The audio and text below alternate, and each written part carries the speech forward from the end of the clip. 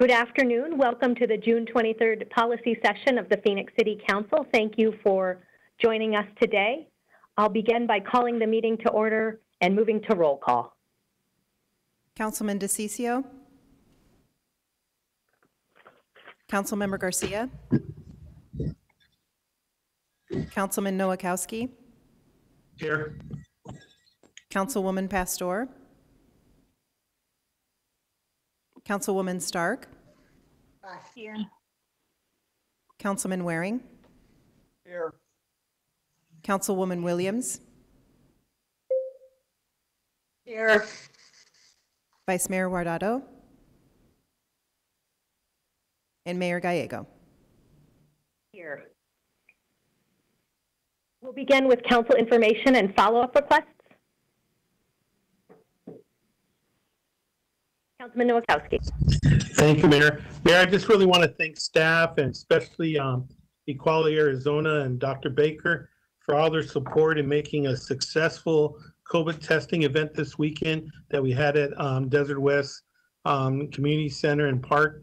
We were expecting about 500 people. We had over 900 shots that were, testings that were given out.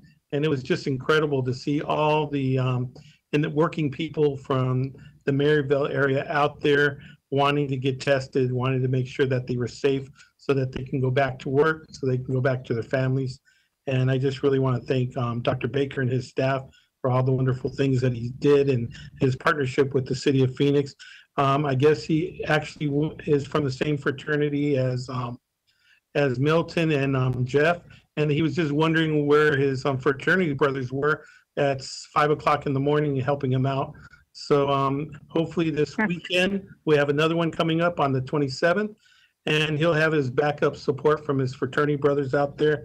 And it's the same location, the Desert West Community Center, right off of 67th Avenue in Cano. Hope to see you all out there. Once again, if you don't have health insurance, it's okay. The city and the Quality Foundation is going to cover that for you.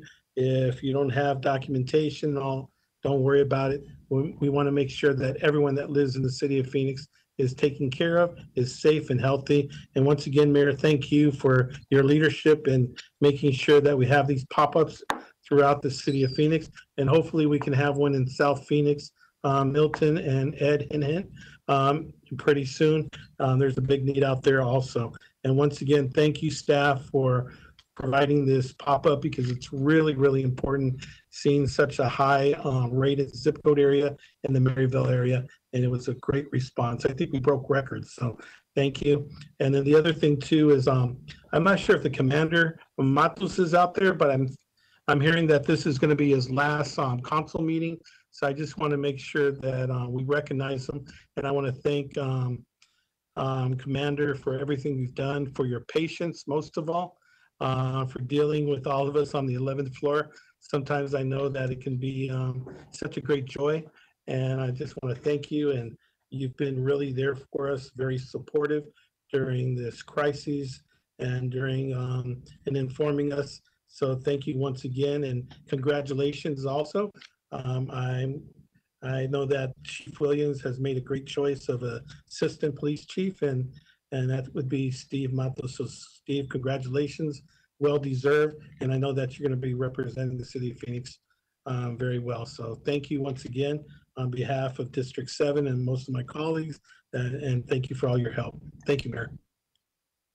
Thank you, Councilman. You have been such a strong advocate for making sure that everyone in our city gets access to testing, particularly on our west side. And if ever there was a weekend that demonstrated the need for that testing, it was this one. So it's an untraditional area for us to go into public health, but I think the interest and the just the importance of getting that critical public health information to our community it cannot be underestimated. So not an area where we've gone before as a city, but we try to step up and find answers when our community calls, and they continue to call.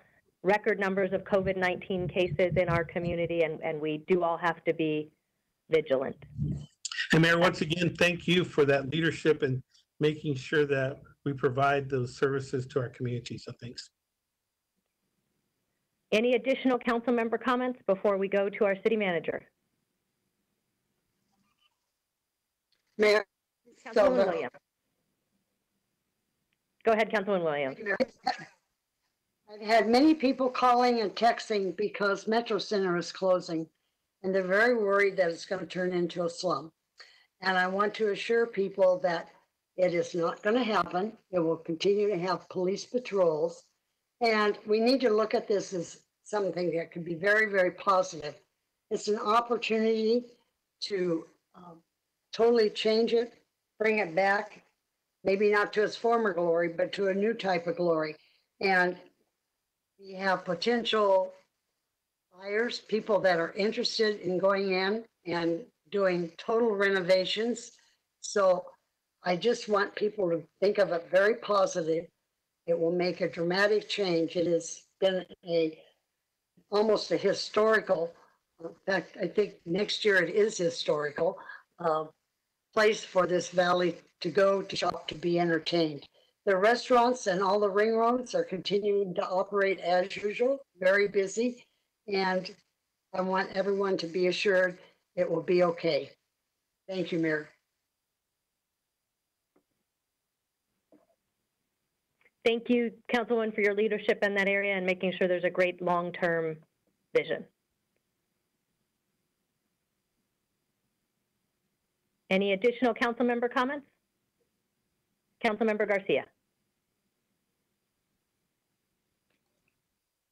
Thank you, Mayor. I wanted to ask, I think Ed or staff on an update for the Garfield neighborhood and what happened during the protest.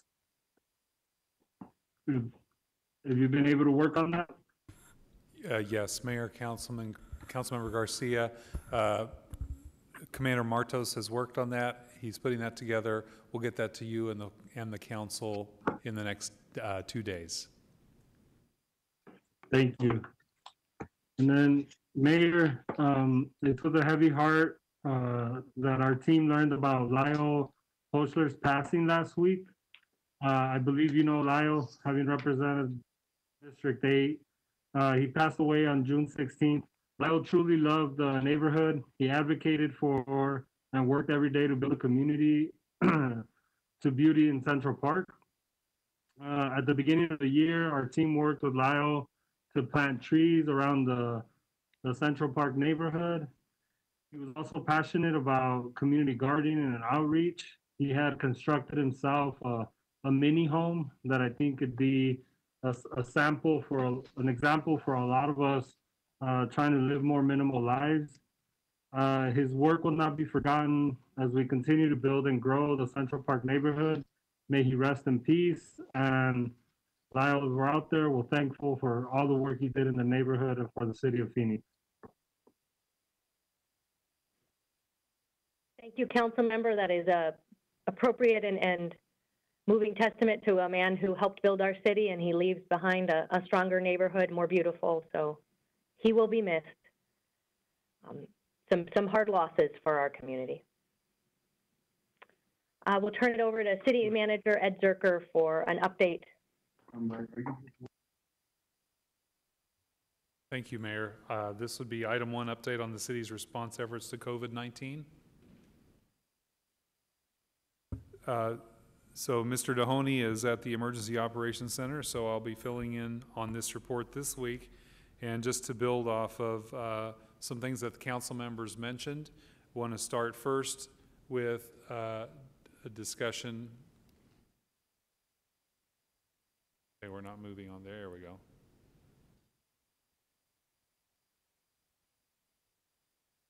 One second. Okay, thank you. So just to reorient towards our proposed strategic plan and allocation of the city's $293 million coronavirus relief funds, the council, we have been working from the plan the council has laid out strategically. Want to focus today on just a little bit on the better health outcomes and community testing that Mayor and Councilman Nowakowski had talked about in the opening. The community investment category, $75 million there, $5 million of which was identified for better health outcomes and community testing. And we have been doing community testing. Last Friday, the council asked about masks, or asked about masks in response to the order passed about wearing masks when people can't be physically distanced. And just to let you know that the Chief Financial Officer has placed a large order for face coverings that can be used by city employees, by the public, whether it be on our transit or in other areas. And she has made an order for $400,000 of those. In addition, we would also add masks that do two things. One, they are great protection, and secondly, they are a reminder of the 2020 census that we are asking the community to fill out. And so we have up to 1 million masks ordered at $500,000 that will come from this. In addition, we continue the community testing events where we've set aside out of this funding $1 million. The testing programs have cost between $15,000 and $20,000 each. They may get more expensive, we don't know, but we've set aside the ability for us to do that. While the city is not the county health department or the Arizona Department of Health Services where that normally would lie, the council has made it clear that we need to intervene in communities where there is less access to testing and where those other agencies aren't able to be part of that. And so we are working to provide testing to underserved individuals in Phoenix and to our city employees. Also in this area, so with those two items, there still is $3.5 million in this community outcomes, community testing. And I've heard council members describe things of interest such as we've heard about PPE needs for teachers in schools. Councilmember Garcia has talked to me about that, where some of our schools don't have the resources, where teachers are perhaps having to use their own resources to buy PPE. We want to be able to work on that as a possibility for this. Healthcare navigators to help our residents identify ways to get health care is an ideal opportunity for these funds. Early detection programs, there are some things we're working on with Arizona State University and some ways to do more early detection of community spread of coronavirus, and then other community needs. So we'll be working on that with the council over the next week, and next week we will come with a coronavirus relief fund review, and we'll talk about that. In terms of the testing, as Councilman Nowakowski mentioned with Equality Health, that has gone on. But first, Banner Health, we have been in partnership with them for City of Phoenix employee testing, which was a component of the coronavirus strategic plan. So far, we have the PCR test, which is the nasal swab. Almost 1,500 city employees have been tested, and almost 600 have been tested for antibodies in cooperation with Banner Health specifically. Equality Health, as noted, did a community testing event in Desert West Park last Saturday. They had almost 1,000 people there. It was very well received. Again, and as we provided Desert West facilities for Equality Health, that will happen again next week. We've also added some staff to full-time help us with identifying testing. Emily Beruman from the Parks and Recreation Department will be working with Mr. Dahoney specifically on identifying opportunities and locations for further community testing events. Next up, as we noted, Desert West Park this Saturday, June 27th, from Equality Health. No insurance or ID is needed. However, you do need an appointment. So the phone number on the screen or log on, very important. People should not show up if they do not have an appointment. There's tests available, but you need an appointment. Also in Metro Center Mall, we're still in partnership with Family Tree Healthcare to provide a testing event at Metro Center Mall, July 10th and July 17th. More information to follow. Family Tree Healthcare is also working to identify dates for El Prado Park and on South 19th Avenue. We are also working with Family Tree for a potential event at El Reposo Park at 7th Avenue and Monte Vista. That's pending. And we are also working with Valle del Sol for an event at the Cesar Chavez Library. More information on those three to come as we're able to identify dates and resources with those partners.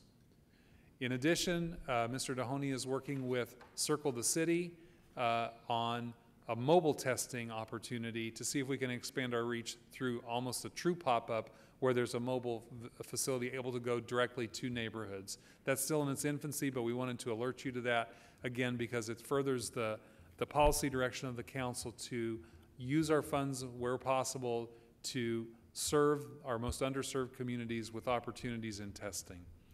Mayor, with that, I'll be happy to answer questions on our COVID-19 update this week. Thank you, City Manager. We really appreciate our staff addressing this enormous community need, and thank you to our amazing community partners who have stepped up and partnered with us. Everyone pivoting to address the community need, but I am grateful to Quality Health, Family Tree, VIA, Circle the City. We are lucky as a city to have so many partners in this very difficult time.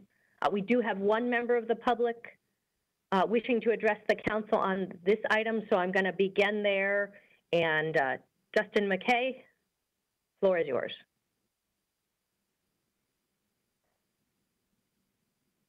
Hey, can you guys? We can. Hey, good.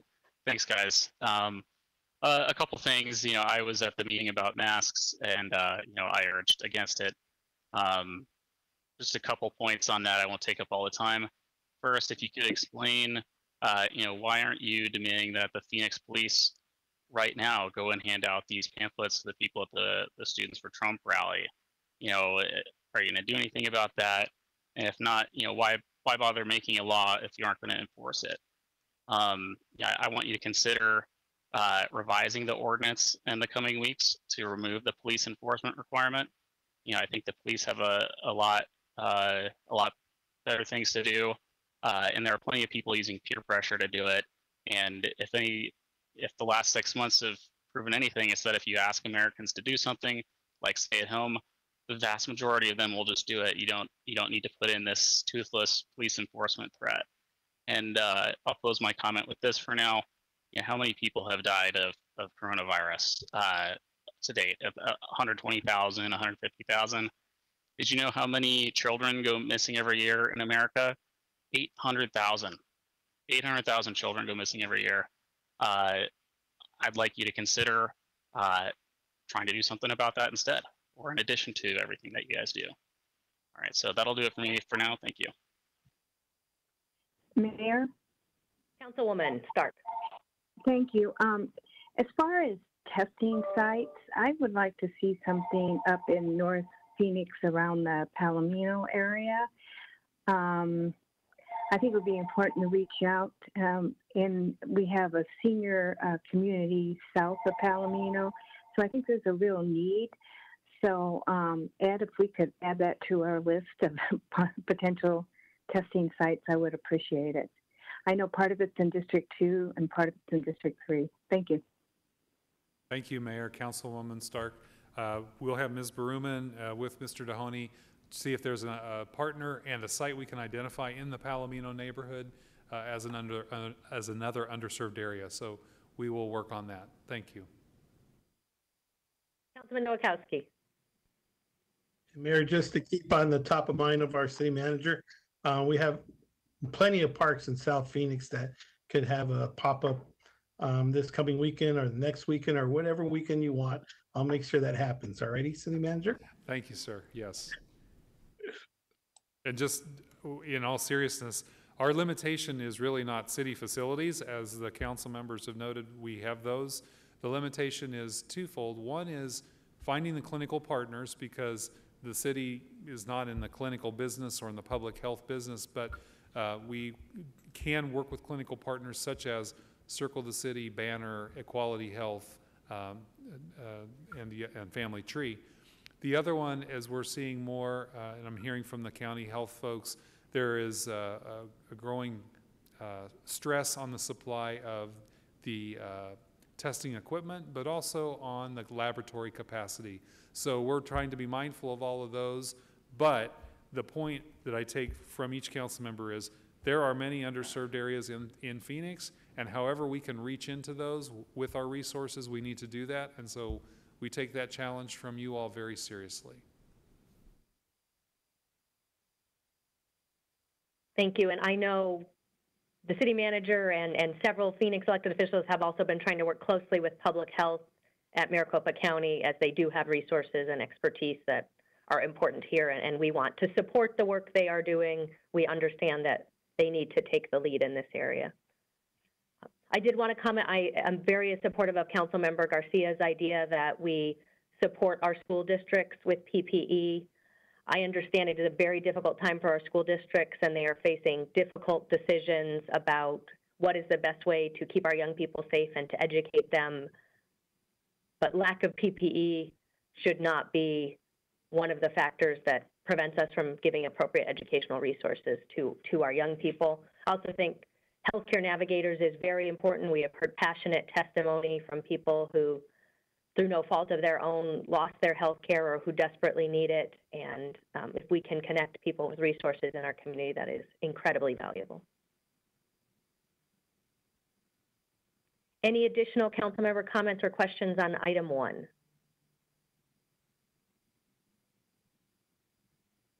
Well, thank you to our city manager for this presentation, and for our assistant city manager, who would often give it, who is now doing very important emergency management duties. We will move to an item of importance to every member of this city council, one that we have, where we started our COVID-19 response, and one that is a top priority for all of us.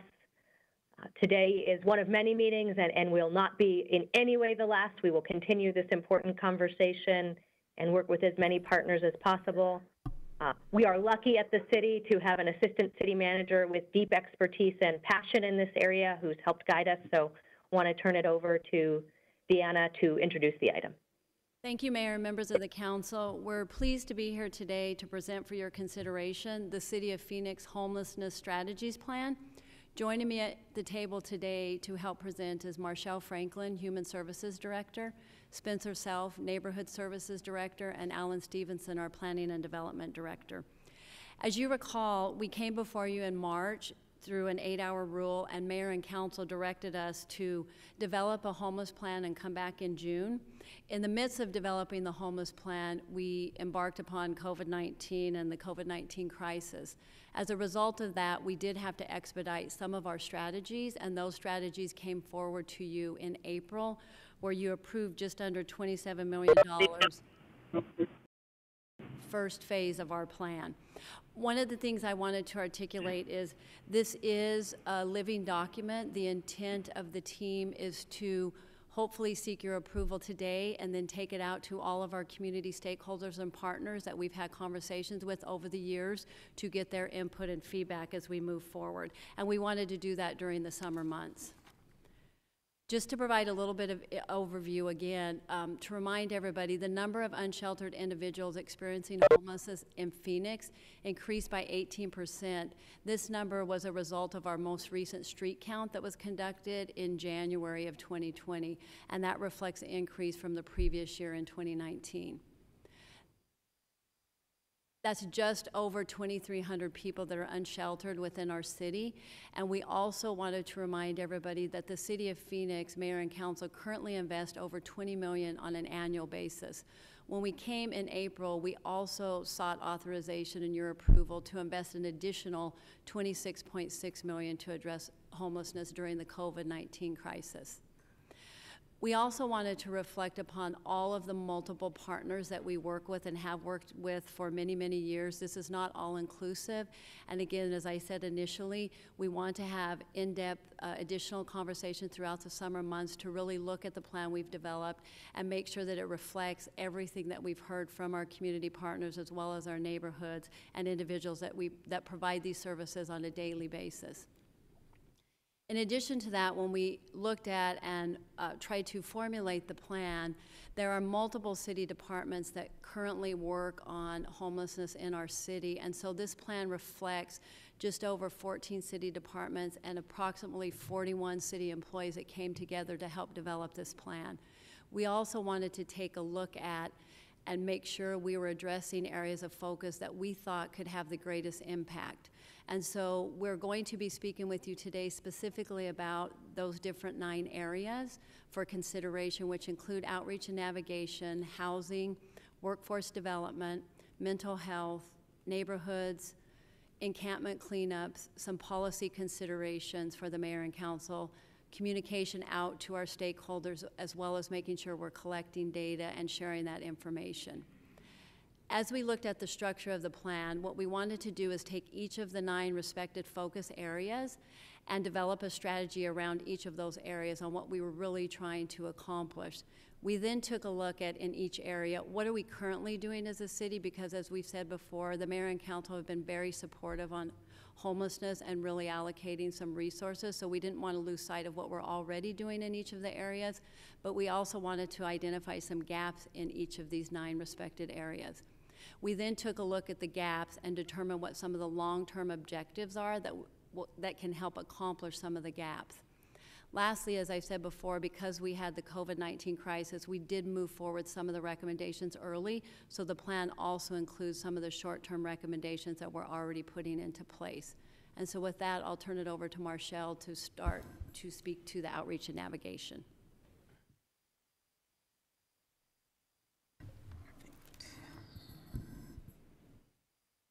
Thank you, Deanna, Mayor Gallego, and members of the City Council. The first strategy of this plan is outreach and navigation, which focuses on addressing how persons experiencing homelessness are able to access services.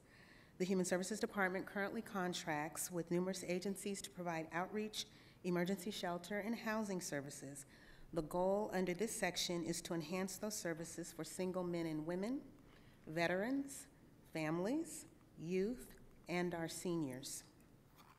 A few highlights from the proposed long-term objectives under the outreach and navigation strategy include improving access and funding to ensure our seniors receive proper health care, pursuing additional opportunities to create more specialized outreach teams, and advocating for increasing the number of Veterans Administration staff who are responsible for referring veterans to the city's Veterans Affairs Supportive Housing, or VASH, voucher program. The next strategy we'd like to highlight is housing, which focuses on outlining housing needs within our city to address homelessness. Those strategies are preventing loss of housing due to eviction or foreclosure, and as Mayor and City Council allocated a couple of weeks ago, about $20 million towards that. Also, permanent supportive housing, which combines affordable housing assistance with support services for chronically homeless individuals, providing adequate shelter, an affordable housing plan, which Mayor and City Council approved on June 16th, and bridge housing. Went too far, I apologize for that. And bridge housing, which is short-term housing for individuals who have accepted some type of long-term or permanent housing, but are waiting for that access to that housing to be arranged. A few highlights from the long-term objectives under the housing strategy include utilizing vacant hotel, motel, and/or apartments, and partnering with nonprofits to operate and provide services, which we are doing, partnering with other cities across Maricopa County to increase the number of emergency and low-barrier shelter beds throughout the region, and as Cindy mentioned last week in her presentation, improving Section 8 landlord outreach and provide incentives to rent to voucher holders. Under our workforce and development strategy, staff's focus is on addressing employment needs for individuals experiencing homelessness, with a specific focus on removing employability barriers to ensure successful employment. A few highlights from the proposed long-term objectives under this particular strategy are creating a position using existing grant funds that serves as a workforce development liaison to lower the barrier for those with a lived homeless experience. Those barriers can include, for example, having a justice-involved background, child support issues, limited knowledge of using professional social media for job networking, and even self-esteem issues. Also propose expanding access to services for individual job seekers facing barriers to employment, and continuing to identify employer partners to hire job seekers who have completed training or obtained certification or credential. And I will now turn the presentation over to Spencer. Thank you, Marshall. Mayor and City Council, while it is not within the city's mandate to provide public health or services or oversight, we know that mental health is a key factor that can play the role of cause or effect for people experiencing homelessness. It can also be a sensitive subject that balances individual rights and community needs.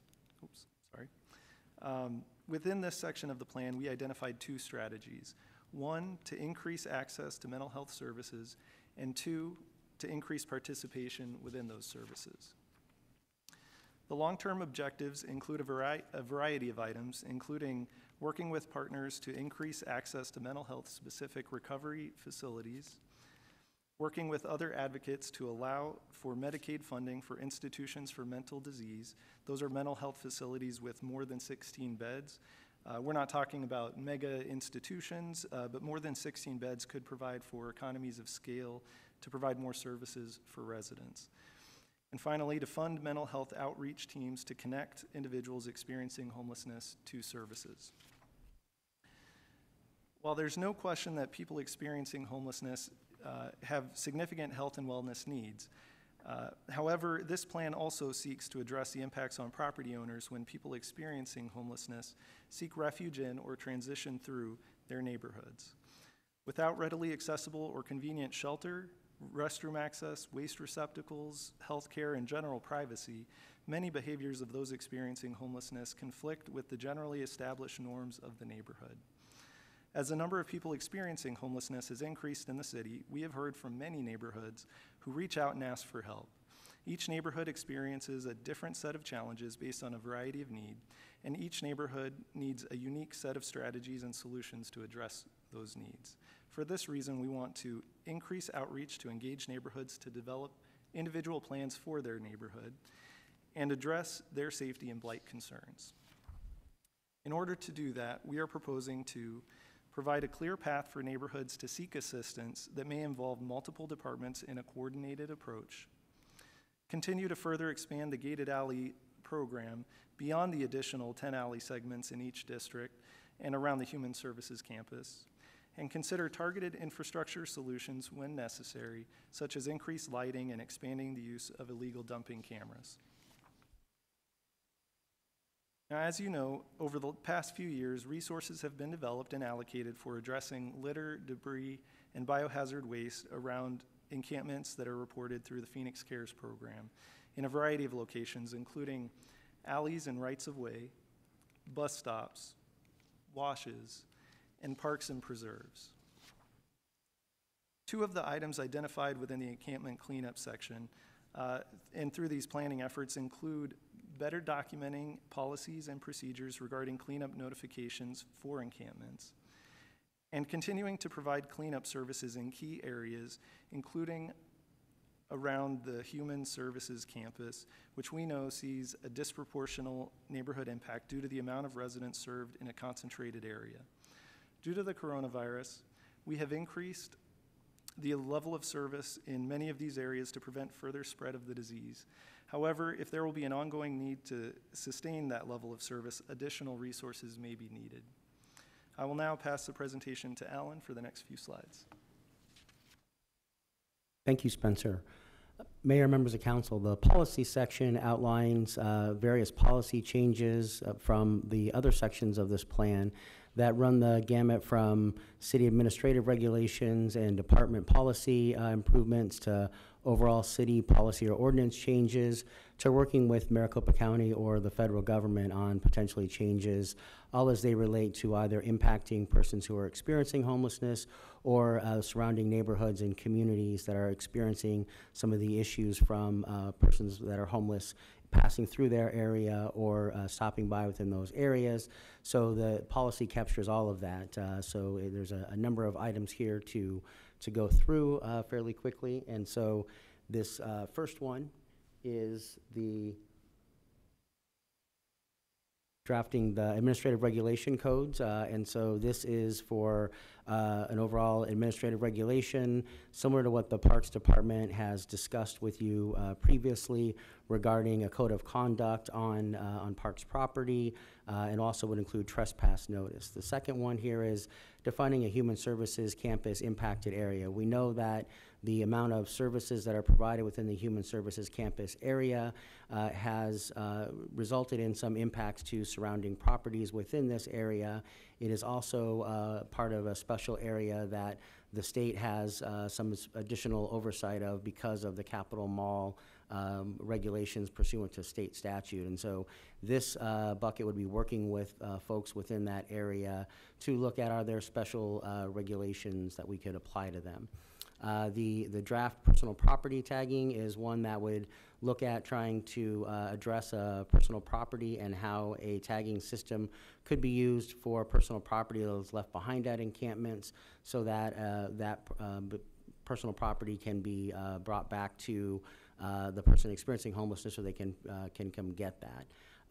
The next one here is feeding the city right-of-way and on city property, and so this is one that the city is not directly involved with from the standpoint of it's the Maricopa County Health Department Environmental Services that has oversight of feeding, and so we want to work with them to find ways to address how that feeding happens within those public areas, because we do know from property owners and residents in the area that it contributes to a lot of trash and blight. This next one is a temporary provision for heat relief, shade, drinking fountains, those types of facilities that are increasingly warranted and desired to address a homeless population so that during these warm summer months they can get some temporary relief. So this would be trying to continue to work with folks in that. The Grand Canal Bank use area is trying to address the Grand Canal and encampments that are on that, and that requires working with the Bureau of Reclamation. And then finally, this last one is change to Medicaid regulations about the maximum number of beds that you can have for a person with mental illness, and there's currently a cap of 16 that needs to be expanded. So to focus on a couple of these other ones here, and so we talked a little bit about the administrative regulation that was here. This is one that is built upon, as I said, the Parks and Recreation Department language that they are doing. It's really about setting what are the expectations of behavior in a city park or on city facilities and properties, so that way we can ensure that all users of those facilities are making sure that the behavior expectation is known, and then the city has an ability to enforce that so that we can ensure it's good for all users within those areas. In this particular instance, there are other departments, not just Parks and Recreation, that have expressed interest in this. The Housing Department, the Library Department already has one, but I think they'll be expanding, but there are other departments that wish to use this as well. This next bullet point is the heat relief stations for our nonprofit partners. This is really one that the city can foster and help with either regulations on private property and what to do with that, or the being able to make sure that we are supporting them as they need to address this issue, because it's not something the city does directly. And then finally, the third one is working with our community stakeholders on those development regulations. And so this is trying to address some of those impacts on surrounding property owners from the standpoint of persons who are experiencing homelessness are traveling through their property or in their area. And so one of the concerns that the community has expressed is that the ability to look at things, for example, of the ability to have an overheight wall in the front yard so that they could feel a little more safer in their front yards. And so those are the items that would be looked at and discussed with the community as part of those ones. And now I'm going to turn it back over to Deanna to finish things off for us. Thank you, Alan. Our next section is communication, and this was really making sure that we provide real-time information on the status of homelessness in Phoenix and all of the efforts that we're embarking under as a community. And so a few things that we wanted to take a look at. Again, as I said in the beginning of the presentation, what we wanted to do today was create a framework for your consideration that we could take out to all of our partners and community members and neighborhoods to get feedback and input on and make sure that we are addressing the multitude of issues that we hear about in our homeless community. Also looking at maintaining data sets and information for the public. Again, this is really making sure that our public is aware of what we're doing and they can easily access the successes that we're having as we move this plan forward. And finally, remaining transparent in the role that the Phoenix plays in the regional plan to end homelessness. We've had many discussions around the fact that we have neighboring cities that we also want to continue to have conversations with about how we can create and identify more additional emergency beds throughout the region, not just within the city. On the data side, we really want to increase our data collection and sharing of information and making sure that we are able to track homeless persons that are accessing our services throughout the region to better report the outcomes, as well as making sure we're creating a database to track bed availability. So we do want to, again, continue to have conversations with MAG, who houses a lot of the homeless information, and make sure that we're able to access that information and identify how people are moving through the system and what the successes are with the different entry points and services that are being provided. And finally, coming before you tomorrow for your consideration is a contract with Crisis Response Network to allow a process in which we will be able to access information throughout the region on bed availability as we're encountering individuals that are experiencing homelessness. So Mayor, while I know we still have a lot of work to be done, I am confident with the city employees and the community partners that we can be successful in moving this plan forward and really having life-changing impacts on our homeless. And so we are requesting your approval.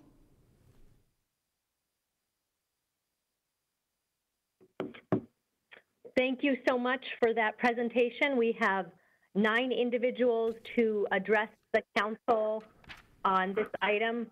So I will go ahead and begin with public comment, and we'll begin with Joe Pieper, and Joe will be followed by Gerardo Pena. All right, well, Mayor and City Council members, hopefully you can hear me okay. We can. Excellent.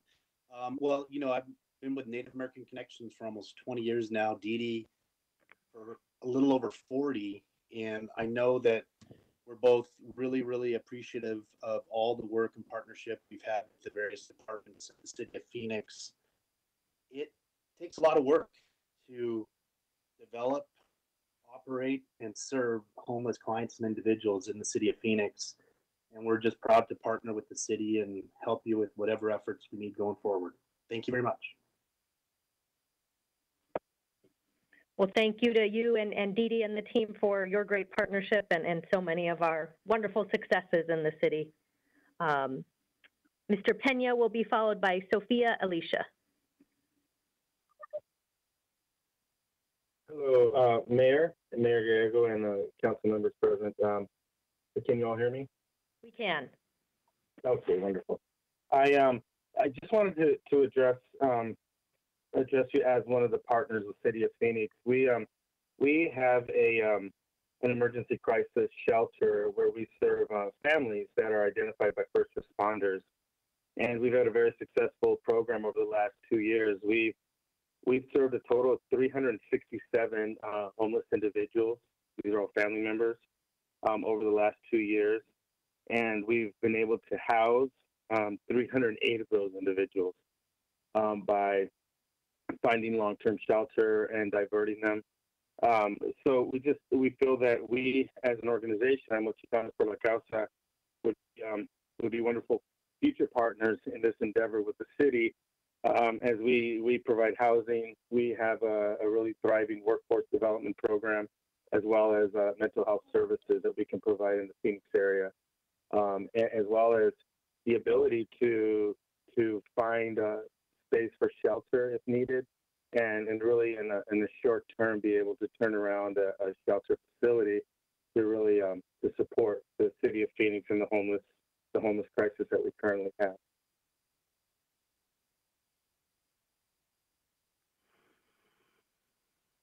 Thank you for your partnership and great success stories. Sophia will be followed by Jay Minich. Hi. Hello, everyone. Hi. My name is Sophia. I want to express my concerns specifically about this vote today and the fact that y'all haven't consulted any service providers in the very least.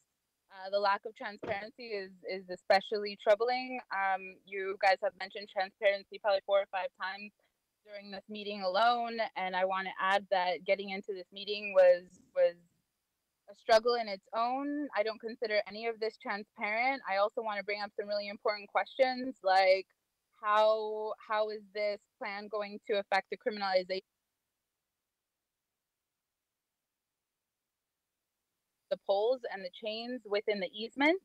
I think that measure is specifically disgusting, and I think the public deserves to know whose call that was. I'm overall really disappointed with all of the measures being done by the city of Phoenix, and honestly, I'm embarrassed. I'm embarrassed that we're doing so little to help our unsheltered population. How many people have died thus far because of heat alone on our streets? How many people have died last year, and why isn't that more of a conversation? I feel like the city of Phoenix consistently does the bare minimum in order to keep people alive, and even at that, y'all are failing. And I'm really prepared to see this issue along, and I'm prepared to make what y'all are trying to keep hidden transparent, because these things are not accessible to the general public, and I feel like someone is benefiting from this lack of transparency, and it's frankly really disgusting. I expect more from all of you, specifically you, Kate Gallego. You said you would visit the zone months ago and you haven't been here. I look forward to the day when you actually do go there, considering that you're completely complicit in the CDC violations that are happening in the zone, and the initial sweeps that were completely against CDC violations.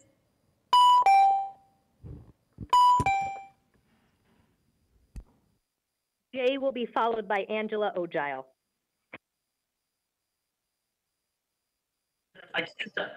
Good afternoon, Mayor Gallego and council members. My name is Jay Minnick, and I am with Andre House. I'm the finance and admin director here. And I've been here 7 years, and I just wanted to bring up and sort of echo a few of the sentiments that while I see a plan coming together, I want to make sure we're really not putting procedures in place that are going to further, make it difficult to be homeless and criminalize homelessness. I want to thank the mayor for her previous statements of support for our zoning initiative to use the building that we purchased next to us for additional shelter beds, right? And as part of a zoning proposal with the Human Services Campus. And I just know in my 7 years here that the times we've been able to take guests in and take about 300 to 500 people off the streets into overflow shelters, there have been much fewer complaints of guests wandering the local neighborhood. I'm a resident of the local neighborhood myself, and I have that perspective that I can see working for Andre House, that the more beds we have here, the less problems there are for the neighborhood. When we can put people inside, we're really able to make a difference. And I do really worry when I see barriers and chains going up as well, that we're sort of not recognizing the rights of those going through homelessness. And I love that the city is really trying, we've got a lot of people involved now. I think the neighborhood voices are, of course, extremely important. I would just like to see us first maybe look to compassion, to say, can we shelter people while we're figuring all this out, right? While we're getting the suburban communities to do more, while we're increasing affordable housing. And a great example of this has been the city's clean initiative, as well as to help with that. Thank you. Thank you. Angela will be followed by Catherine Roxlow. Angela, the floor is yours. Hello. Hello. Hello? We can hear you, Angela. Floor is yours. Oh, I'm sorry. Thank you, Mayor. First of all, my neighborhood, I represent Madison Pioneers Coalition, but I know my neighborhood and our group really appreciates what is being done and the attempts that are also being made. I know it's a struggle. We do feel like the concentration is just too much for this neighborhood. We do think there need to be more beds and more facilities, just not structured in the same neighborhood. And I think I speak for the surrounding neighborhoods going, for quite a ways in any direction, that it's just too much. It's too much for people with children, for schools, the Boys and Girls Club are close by.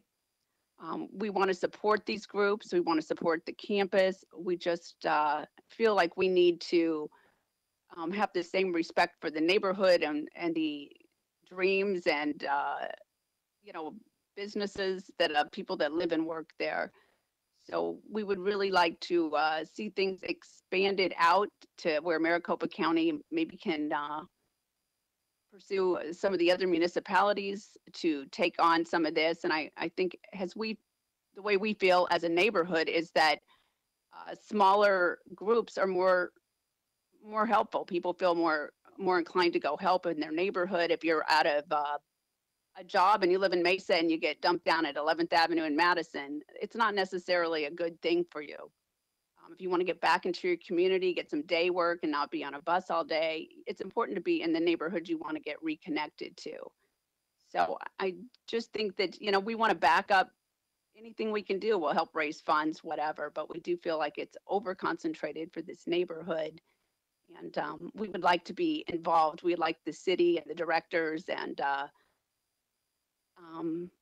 the Phoenix basically to include the neighborhoods that are going to be directly affected about a plan. Thank you very much. Thank you. Catherine will be followed by Ash Us. Hello, can you hear me? Yes, we can. Okay, Mayor Gallego, council members, I really applaud the city for directing staff to develop a comprehensive homeless solution plan, but I have to note that plans and promises have been made in the past. The goal should be implementation with community input of a quality solution. Please consider the constructive community comments and please work for a quality solution of this. Stop defaulting to the Human Services campus and the Central City catch-all area in that neighborhood with the highest violent crime rate and the unhealthiest streets and alleys in the city.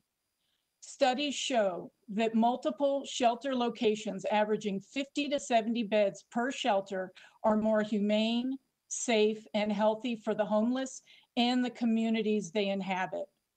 This will fit with the city plan to have more specialized teams for outreach to those people in need of services and help those people navigating through the services. Agreements, goals, and objectives to fix the homeless problem and to help the Central City area have been in place since at least 1985. Please go back. Whoever's working on this new plan, go back, read what you've promised, implement a plan that addresses those previous goals and objectives. For instance, a 2006 bond was approved by Phoenix citizens and included funding for additional homeless shelters that was not brought to fruition. There's no better time than now for the city of Phoenix to disperse the Central City homeless crisis and create humane shelters and support services at various locations, including abandoned malls and hospitals throughout Maricopa County. For once, can the city of Phoenix not do things the cheapest way? Can we deliver quality mental health and physical health care and employment services for everyone? Thank you. Thank you. Ash will be followed by Justin McKay. Hey there, can you hear me all right? Yes, we can. Great. Well, thank you very much to all of you. Thank you to the staff who put time and energy working on this plan. Thank you to the mayor once again for encouraging this and requiring this sort of action be taken. I do want to voice a lot of concerns about what is being put on the table today. If you look at the comments by other service providers and from my own experience, while I recognize that this is a moving and working document, we were not involved in looking at what these small bullets mean in practice. So when we say things about codes of conduct and regulating the behavior of people in public spaces, that's a crazy thing to even state, to be honest. Nobody would come to your park and opt to regulate your behavior. That's not stating that I accept illegal behavior, but to criminalize homelessness in that way seems wildly insensitive and inappropriate. It also seems unjust right now when we think about recent data, which shows that people of color are increasingly more likely to experience homelessness. And when we have a population of folks who are homeless in our county that's 30% Black and only 6% of the population, we need to be cautious of how those sorts of policy things, trespassing, engagements with the legal system, have a disproportionate effect on people of color in our community. So please think about that when voting for this today. Additionally, the idea of grant funding a position for a workforce liaison. Last year, y'all voted to fully fund 7 or 8 full-time positions for people to be in parks as park rangers, moving and locating people and throwing out their belongings, which isn't just blight, it's not just trash, it's vital documents which people need to end their own homelessness. So that's also problematic. I also invite you to please share more of the specific details of this plan. For council members, please don't vote until you see what it specifically means and what is on the table. Thank you. Thank you. Justin will be followed by Marcus Millam. Hey, so I just want to point out it's kind of silly for us to pose the question, how do we solve homelessness? Let's just prevent landlords from evicting people, and let's have the government buy them more homes. I guess we should just buy poor people more money too, right? I mean, the plan seems well-meaning but lacking in depth. What have you guys done to research whether any of these proposals will move the problem to a solution? Have you looked at any at what other cities have done around the country and what's been successful? It seems to lack in common sense. Obviously, some homeless people want to work. We should help them find jobs. Some are too incapacitated to work. And based on the proposal, you didn't use the language, but you want to commit them to an institution. And, you should do that via a guardianship proceeding. And for those who don't want to work, we should not give them more resources because it's just going to attract more homeless people.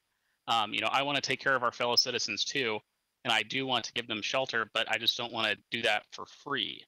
There should be some positive effort that these people should put forward for them to get shelter. There's probably a lot of different things. I don't really have the time to go through it. And then what are you guys going to do next year or the year after when you need more money? So, like the prior speakers have indicated, I want to move the council to postpone the approval of this plan. I understand that the council members didn't receive a copy of the plan until over the last couple days. If I'm incorrect, let me know. But open it up to the public for more comment for a month or so, and crowdsource a solution. Polling the audience is always the best choice on Who Wants to Be a Millionaire. Let's keep looking for solutions before we throw another 20 million at it. Thanks.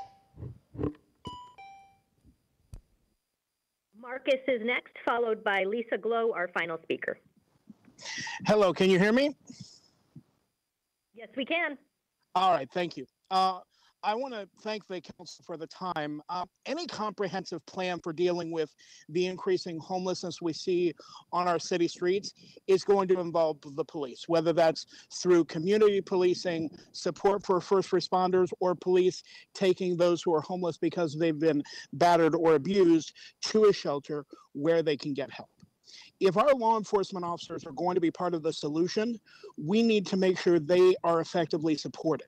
It's important that our officers have all the resources and the support they need to protect our city and have the tools to support this plan effectively if it is adopted. Right now, there's a local and a national movement to defund and disband the police. This movement, if enacted, would rob our heroes in blue of the support and the resources they need in more areas than we can count.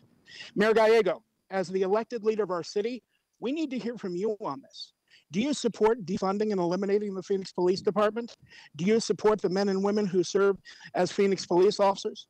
Do you support the officers that protect you each day on your security detail? In the 1960s, there was a popular saying that the whole world is watching. Madam Mayor, members of the council, the whole world is watching. And Mayor Gallego, I would pose a question to you. Do you support defunding and disbanding the Phoenix Police Department? Thank you. Lisa Glow will be our final public comment on item 2. Can you hear me? Yes, we can. Okay, Lisa Glow, the CEO of Central Arizona Shelter Services. Thank you, Mayor, Council, and staff for your leadership and for putting a plan on the table. I also want to thank you for your fast action with COVID-19 and the investments that you made to both shelter more people now and also more quickly get people into housing. So we do look forward to working with you and your staff over the summer for input and fleshing out the strategies on this plan. I'm glad we have something on the table to work from. A couple of things I want to say. I think it's really critical to emphasize getting more shelter beds throughout the region. We're here to support those efforts moving forward and to get more beds where needed. Lastly, with the pandemic and the new funding, we all have an opportunity to build our infrastructure for the homeless right now, to do some sustainable things, and that's where I think the leadership is most needed. We are going to see an increase in homelessness as a result of the pandemic. National researchers are predicting a 40 to 45% increase, which, given the numbers we have in Maricopa County, that would mean another close to 3,000 people. We specifically hope to see more emergency shelter regionally, especially the bridge shelter, which was mentioned in the plan, and also more for our seniors, which was mentioned, and we look forward to working with you on that. We're glad that mental health is being addressed in this, and we look forward to working with you on that as well. So again, thank you for your leadership and support during this time of crisis and for what is being put on the table for the future. Wonderful. Thank you. Thank you to all folks who have weighed in on this important debate. And Lisa, it's been wonderful to see and hear stories about the reaction that some of the individuals who got housed in the hotel had, and just the happiness and you know, there have been a lot of rough days lately, but there's been also some great news, and a credit to our professional staff who worked hard with our nonprofit partners. Deanna, could you take a few minutes to discuss who is being helped with COVID dollars? Yes, Mayor, members of the council, when we brought forward the plan in April, we really tried to look at a multi-pronged approach to help as many homeless individuals as possible. In that plan, we proposed to help 200 families, 210 single women, 245 men, and 100 seniors. And as you indicated and Lisa indicated, we've moved in approximately 30 seniors to date this week and intend to move in another 70. Some very good news. The City of Phoenix received resources, but many cities received community development block grant and emergency shelter grant dollars. To the extent we know, and we're certainly not the experts in what other cities are doing, what other steps are cities within our region taking to combat homelessness? Mayor Gallego, members of the council, this is Marshall, the Human Services Director. Specific to our emergency solutions grants funds that you mentioned, Maricopa County, City of Mesa, City of Tempe, City of Glendale, as well as our City of Phoenix received those funds. The dollar amounts that I'm getting ready to quote are really kind of high-level dollar amounts. They're based upon a emergency solutions grant working group that's led by MAG. And so when you take a look at the county, it's about $1 million. City of Mesa, around $1 million. City of Tempe, a little bit below $500,000. City of Glendale, about $900,000. And then for the City of Phoenix, we're at $6.5 million. I will reference that those numbers don't include the second round of emergency solutions grant funds that were just recently awarded. For example, we as a city just received another $19.2 million, which at some point in the future will be coming back to you all to receive authorization for how you would want that to be spent. And Spencer, you speak to CDBG? Thank you, Marshall. Mayor, so a variety of cities received CDBG COVID funding, more than received the emergency solutions grant allocations. So beyond the City of Phoenix, the City of Mesa received funding. However, their plan has not been clearly posted as to how they intend to use those funds. However, they have mentioned eviction and foreclosure prevention from existing CDBG allocations. In addition, Glendale and Tempe have specific funding that does identify some homelessness solutions, including funding the Phoenix Rescue Mission or day shelter, homeless outreach.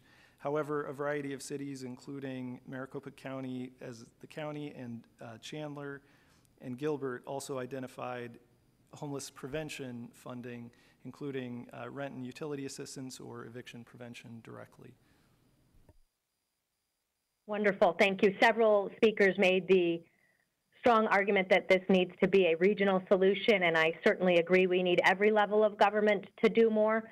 Could you talk a little bit more about what other states are doing to fight homelessness at the state government level?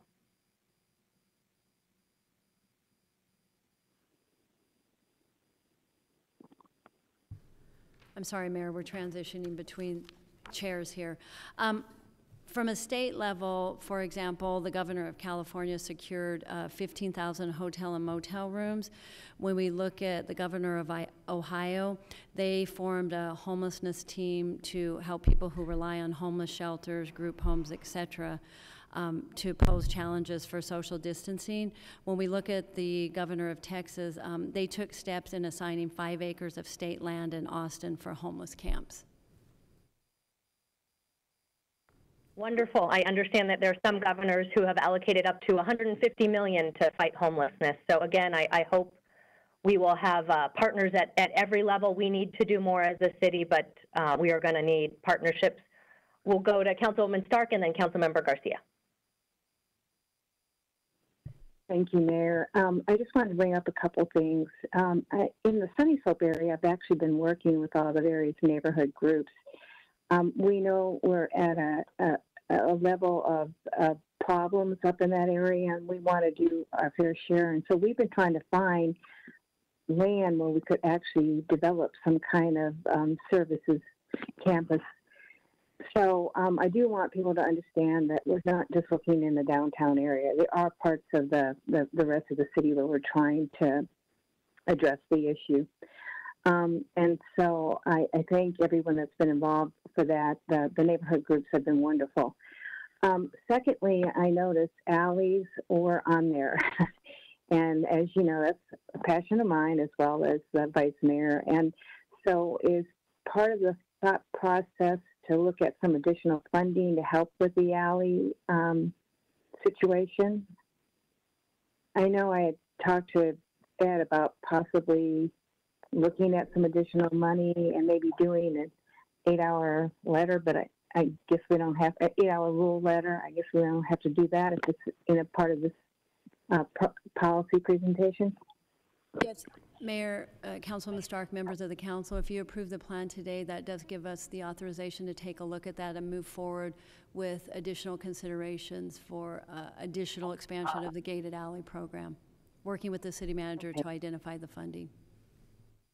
All right. Well, thank you. And thank you for everything you've done, especially you, Deanna. You are a driving force when the issue of helping people comes up. You're always there. You have such a giving heart. And I really, really think that you put together a great direction for us. So thank you so much, and to all of your staff as well.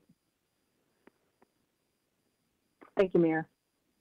Thank you, Councilwoman. Thank you for your leadership in making sure we have solutions across the community. And you and Vice Mayor have really had great leadership on the alley program. So really appreciate it. We will go to Councilmember Garcia. Thank you, Mayor, and thank you, staff. I know you've been working hard to do this plan and respond to this, not only to this plan, but to the COVID plan. I want us to take a step back and ask that we take the plan out to the community to get more feedback before we actually make this vote. We reached out to some of our major providers, and we were informed that some of them had not been consulted or seen the plan. It's clear that we've left some critical voices out of this conversation. Even as the council office, we just received a full plan yesterday. Literally, not even 24 hours ago did we receive this. And it's not that we don't trust staff, but I think it's important for something of this magnitude to make sure that community voices and we all kind of contribute to it. I think one of the things I've learned from kind of how we resulted at CAS was that there was an overall plan of up to 6 shelters that were going to be built throughout Maricopa County, and the plant went away. And so I think that we should take time before we throw more money at the problem. We should take some more time to reflect on the strength of the plan. Further, the plan relies heavily on response of the state legislator and state leadership. I don't know if we're going to be able to force them to take action how you're suggesting earlier. I don't know if we can rely on their leadership or on other cities coming together. One person mentioned the chains down by the campus. I really disagree with how we went about that and put those chains out there. I think it creates mixed signals of whether we're trying to support people or we're actually creating these structures. Some folks that work in the nonprofits out there shared those concerns. And when it comes to some of the pieces in this plan that further criminalize trespass and create more police interaction, just sitting through the ad hoc, one of the recommendations that's going to come from the police ad hoc is going to be to actually minimize or reduce some of those criminalizing small charges that we put on people. And so I actually think there's a lot more lenses that we need to put this through. I do not feel comfortable moving forward with this, hearing that so many folks that are impacted and that work in this area have not seen it. We've done things in the past, such as work studies, community forums. All that needs to be done for this plan to be successful, or to make sure that we have full buy-in from the community that's mostly impacted by this. So I would say that we push this back to the fall and make sure that we do right by the issue, that we make sure that we're intentional about long-term solutions. And then my final thought is that we actually put some values behind this, that we actually move with values such as housing first and decriminalizing and not throwing enforcement at the issues. Those sorts of things or conversations are ones I think we need to center this plan on, and we just haven't had these conversations. So I would actually be recommending that we move this plan to a different time and set up a process now so we can get input and make sure that this is the best plan moving forward.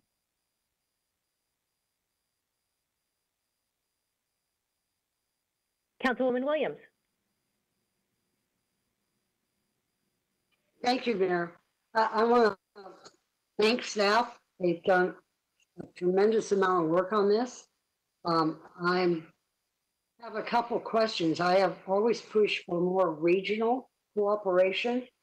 Is there a barrier for us to invest in an adjacent community? Glendale received money, and I share a long border with Glendale. We have many homeless in this area. They just go back and forth. And I'm wondering if perhaps they have a motel, hotel, or something that we could invest in, do a joint project, to provide more shelter.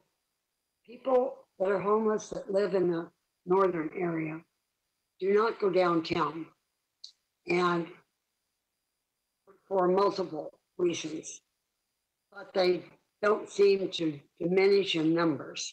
And I'm just thinking if we could work closer with adjacent communities, it would be a benefit to everyone. So could we proceed to do that?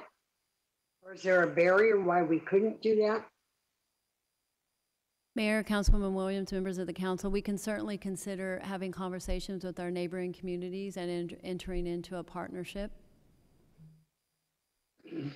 Because I mean, I don't know about the east side and those communities, but I do know about the west side.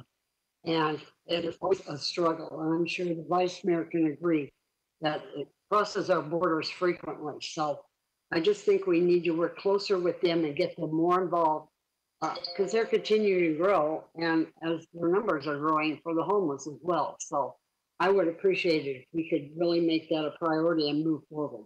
Yeah. So, but thank you, and thank you for all your hard work.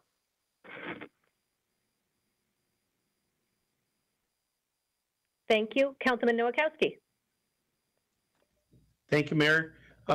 Mayor, I just really want to thank Deanna and her staff for all their hard work. And this conversation of homelessness has been around for many years, ever since I've been on the council.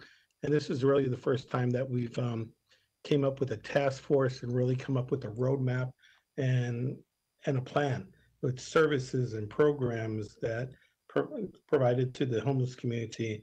And it's a roadmap, just like what we did with domestic violence. And we created a roadmap, and that program became very successful. I believe this program will be successful too. The one thing that I see that's lacking in this roadmap is basically some goals and some benchmarks, a timeline. So Deanna, I'd really like to see a way for us to put maybe a timeline in this plan, making sure that all these services and programs that we're talking about, there's some time of when's it's going to start and what are their plans on getting it started. The other thing too is I heard a lot of individuals talking about the chains and the poles and on all that. I just really want to thank Angela and the Madison Neighborhood Association for their leadership in coming to the city and basically having those conversations and talking about what their needs are, that they want to figure out a way to coexist with the homeless shelter in front of their yards, in their backyards, and in front of their businesses. And one of the biggest things that we talked about is how do we respect each other's properties? And one of the ideas that somebody came up with is how do you protect? Is there a way to fence the properties in front of people's homes? They've already fenced off their yards. Now they want to figure out a way to fence off their driveways and also the property in front of their homes. So the staff came up with this idea of putting up a 3-foot or a 2-foot pole with a chain across it, just basically to respect those individuals' private property. And it seems like it's a good solution. And at the same time, I really want to thank the leadership of the city, from the mayor to Deanna to Michelle and to all the individuals that opened up the convention center. And we have a place for our homeless individuals that need shelter. It's not just an overflow shelter. It's a shelter with air conditioning where we have transportation from Cass to our convention center. And this is, we were just going to have it open during that period of time where it would hit about 110 degrees. But the city and our staff and our mayor basically decided that we should keep that open during the whole summer. So we're having it open during the whole summer now. And I just really want to thank the leadership of making sure that we just don't have a parking lot where we have individuals camping out, but now we have a place where they can get services and it's air conditioned also. And just thank you, Deanna, and once again, Marshall and all your staff for everything you've all have done, for reaching out to the community. And one of the things that I really feel strong about is community involvement. So is there a plan, or is there a set of meetings, or probably Zoom meetings, where we can actually reach out to the community to make sure that they have some input on this plan, on this homeless plan? Because I think it's really important that everybody has a little say and they take some ownership and vested interest in this.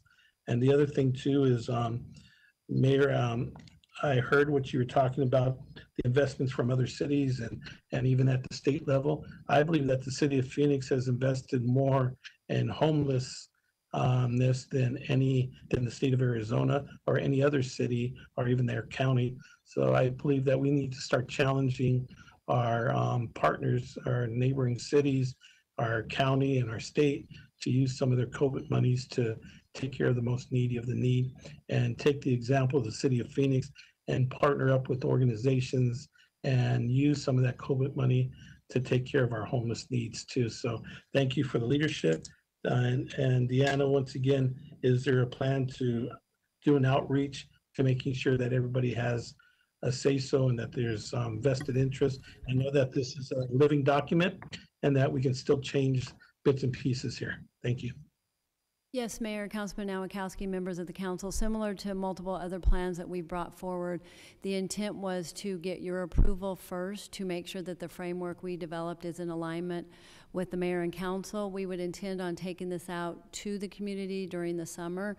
If there's substantial changes or modifications that need to be made, that can certainly come back to the council in the fall. And we would actually conduct those meetings in different formats given the current COVID crisis and situation. And one other thing I left out, Mayor, is I really want to thank the staff for going into those neighborhoods and really cleaning up all the trash and all the defecation and everything that is out there in their yards and in front of their properties. And people were afraid of even the COVID virus being out in somehow, some way, that they can catch it somehow. And we were out there with our staff cleaning the streets and making sure that people feel safe in their own neighborhoods, and also taking care of our homeless community, making sure that they were safe and taken care of, and actually creating sort of like a pop-up little hospital there for anybody who happened to have COVID, that they can actually be temporarily taken care of until they were moved to a hospital or to another facility. Thank you all. Thank you, Councilman. Vice Mayor. Yeah, so I just had a couple of questions. Deanna, if you could just clarify for me. So was the point to first pass this through council and then do community outreach? Mayor, Vice Mayor, members of the council, the intent was to make sure that we got your approval on the framework that we're presenting today. Most of the time when we bring forward a comprehensive plan of this magnitude, we want to make sure that mayor and council are in alignment with the framework. We would then take that out to the community to get any further input, clarifications, additions to the plan, and continue to modify it and bring it back to council with any major changes. I should also note, we have had multiple discussions. I don't want to mislead the mayor and council that we haven't had any conversations or discussions with our partners. This plan does reflect a lot of what we've heard multiple times, either through neighborhoods, providers, homeless individuals. So I don't want to mislead that the staff just came together and developed a plan. We have incorporated in what we believe as professionals, what we've heard in the community and through multiple venues. So we wanted to first develop the framework that we could take out to partners in the community to start with. I just think that, I mean, that's been a little bit of the theme that we've been hearing today, being able to get input from all stakeholders before we take a vote on this. And then the other thing also is, I know that there were at least a few people that called our office or emailed our office saying that they were not able to get into public comment. And so, so I feel a little bit uncomfortable with this, just because I know there's just the theme has been that there hasn't been a lot of community input and that we didn't engage enough people on this. And then, you know, it was a long document, and we've also not had a lot of time to revise the document as well here at our council office. So that just puts some concern with me when it comes to community input. Thank you.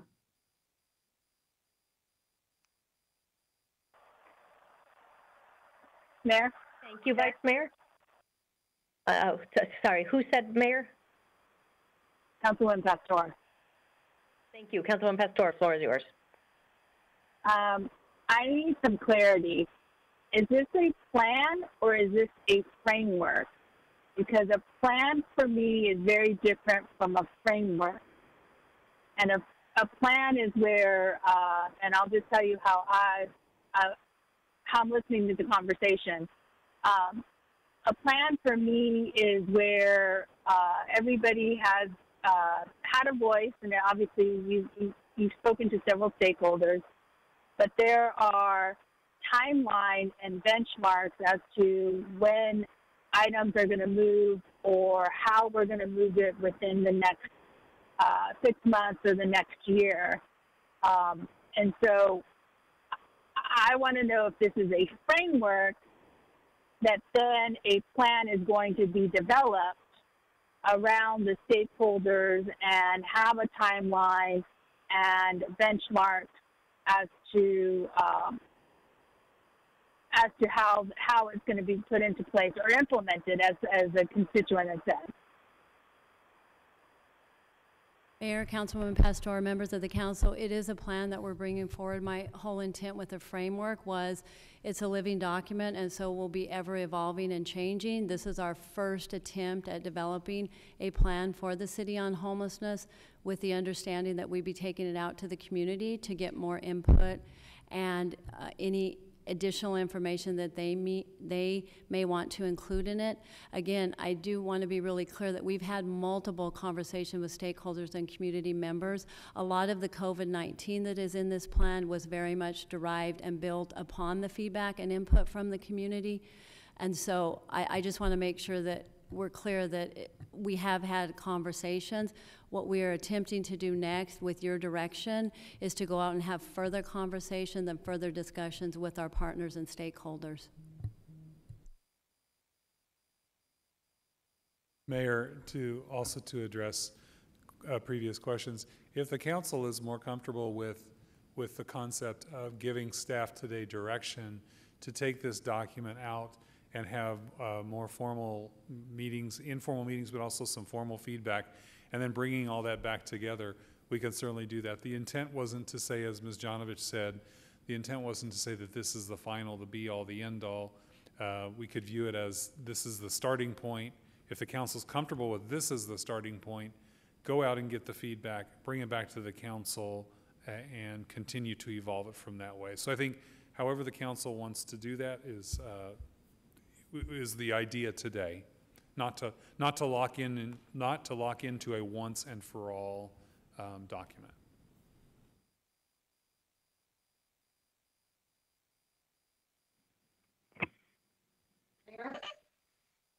Councilwoman. I know staff has put a lot of time in this, but I think the council has made some very astute comments, and I think it's very important. I mean, I would make the motion to approve this as a working document and take it out to the community, get advice, and then bring it back to us in the fall for any adjustments. I'll second that. No, I'm saying take this, accept this as a working document, take it to the community, and bring it back to us in the fall. Wonderful, and we have a motion and I think a second from Councilwoman Stark, but several people spoke at once. Okay, Yeah, motion from Councilwoman Williams, second from Councilwoman Stark. Right. Perfect. Councilmember Garcia. I'd like clarity on what it means to accept this. Does that mean funding can move what does actually accepting as a plan mean? We'll just accept or passing the whole thing. That's one question I have. And the second one, I want to thank Councilmember Nowakowski for speaking on how the change happened. I really want to ask Ed and legal.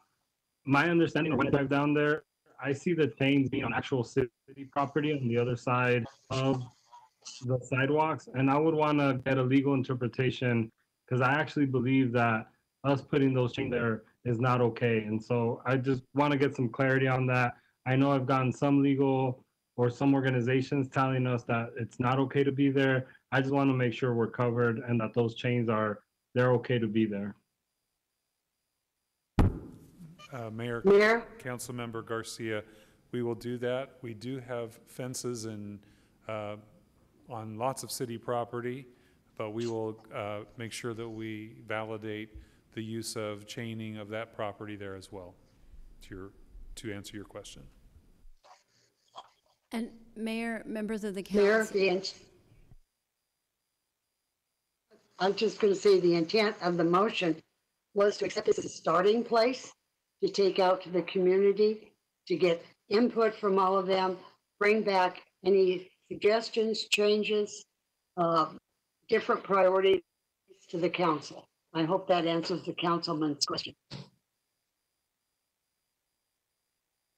Thank you. And as I don't believe there was any request for funding in today's plan. The only request was mentioning the 20 million we usually spend and then the additional 26.6 million that we have added during COVID.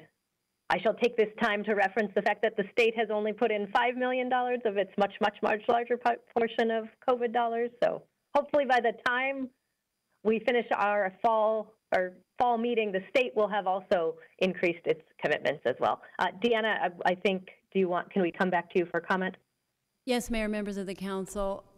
So having heard the comments, I might suggest that we just continue to work with the staff to develop a outreach plan to our community partners and stakeholders, not move forward with anything in the plan until we receive the feedback and come back in the fall for consideration and approval.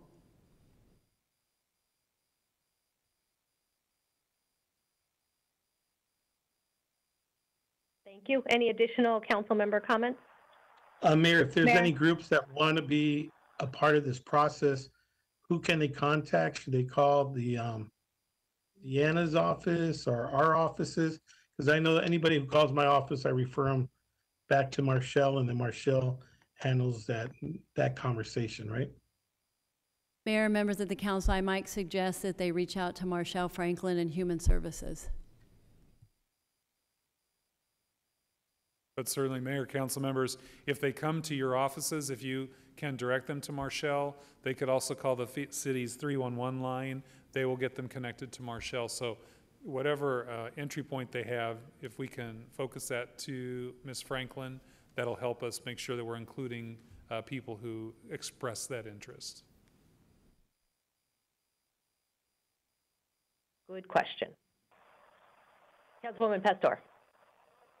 Yes, I am interested in, I know you had this discussion and it's part of the COVID 3-page item where we allocated money, and one is the alley.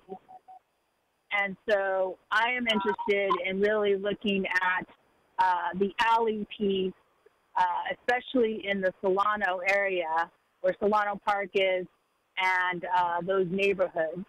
So I'm just advocating that then maybe we need to put more COVID dollars towards alleys. Mayor, Councilwoman Pastor, we've had that before. I think we may have put some coronavirus money specifically into areas around the Human Services campus where there was an impact specifically from that. I'll turn it to Mr. Self or Mr. Stevenson to describe that. Thank you, Ed. Mayor, our Public Works Department did put up 4 gates on 2 alley segments that were just outside of the Human Services campus. Some of the other adjacent alley segments had previously been gated by the community. And so 2 additional segments were gated that had a particular issue with human waste in order to reduce the spread of coronavirus. So we can examine further use of coronavirus relief fund money. We just have to be careful with that the issue we're addressing can be clearly tied to coronavirus. And if it can't, we should identify other funds, whether they are CDBG or Blockwatch. But we do believe there are significant funds available, not necessarily from coronavirus, to address the issue. And I think Council Member Stark and Vice Mayor Guardado had also been working on that. But as a policy issue, funding alley gates is something we can certainly bring to you with many different options for that funding. Thank you. Yes, but yes, I agree with that. But we've had a strong dialogue. Vice Mayor Guardado, Councilman Garcia, and I had a dialogue with you regarding COVID dollars and gating some of the alleys that could be related to COVID dollars. So I just want to be clear about that. And that is fine. If we can find additional dollars, that is fine. But we have a problem and we need to solve it. Understood. Vice Mayor. Oh, sorry. Ed, so I just would like for us to like really look at that when it comes to the gated alley program. I think there is a way probably to tie COVID and because now we have a lot of people sleeping in the alleys. Like we're getting a lot more calls from constituents in different parts of the district where we have, and I'm more concerned because now it's 110, 112 some days, and there's a lot of people sleeping in the alleys, which is a huge problem, first for their own safety, and then for others that are still coming out to the back and putting out their trash as well. So I would definitely urge us to really look into that and come up with a more comprehensive. I know, and I appreciate everything that everyone has done on this issue, Alan and everyone else that has been incredibly helpful, and the block watches. But I do think that every day that goes by, we just hear more from our neighborhood associations and our block watches that we have a lot of more folks that are experiencing homelessness sleeping out in the alleys. Understood. We will put together some options for how to best fund it and to approach that. Perfect. Okay. Thank you, Mayor. Thank you. Mayor? Councilwoman Stark. No, it wasn't me. It wasn't me. It was Pastor. It's okay. It's okay. I just want to thank, I know the council realizes, but I don't think the greater community understands or does understand. I want to thank Deanna Jovanovich for all the work that she has done, especially during the COVID-19 and bringing multiple plans to the city council. As she retires, we are losing a great gem who has institutional knowledge of how different departments operate and work in building a collective and bringing a collective together and building different plans. It's been a lot of her hand has been in many of the plans that have been developed since March. And so I just want to congratulate her and wish her the best as she goes in the future into retirement. So I just want to wish her that and thank the staff.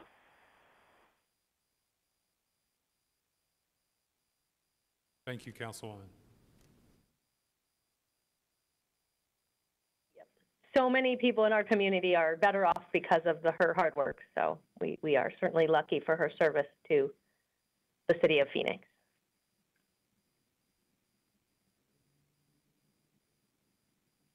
Roll call.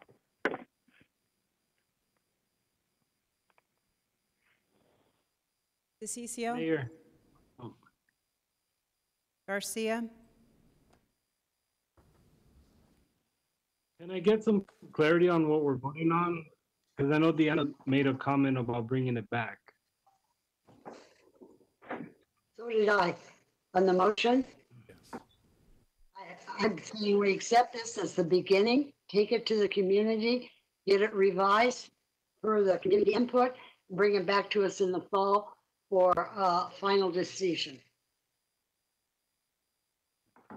There's portions in this plan that I cannot support, particularly the criminalization pieces and the fact that we haven't gotten community input. I can't support this. So nothing against Deanna, who I believe has done amazing work. And I'm sorry you had to work so hard right at the end, but I appreciate all your work and all the staff and everybody else's work. There's just pieces of this I do not agree with, so I'm voting no. Nowakowski? Yes. Pastor? Yes. Stark? Yes. Waring? Yes. Williams? Yes. Guardado? Yes. Gallego? Yes. Mayor, that motion passes 7-1. Wonderful. Thank you. Thank you to all who's involved and for all who will continue to be involved. That we have moved forward on our homelessness strategies plan. We next move to our final agendized item of the day, which is an 8-hour vote on prevailing wage. And I will turn it over to our Assistant City, Julie Cree, who will explain what an 8-hour rule request is.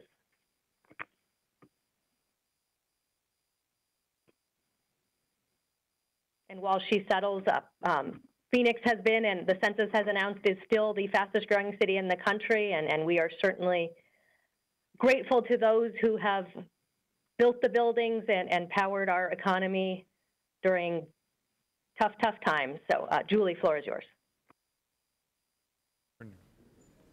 Thank you, Mayor.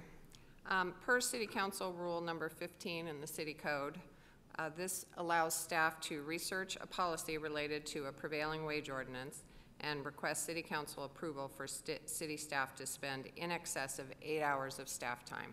So if Council were to approve this, then staff would begin researching and reviewing enacting a prevailing wage ordinance.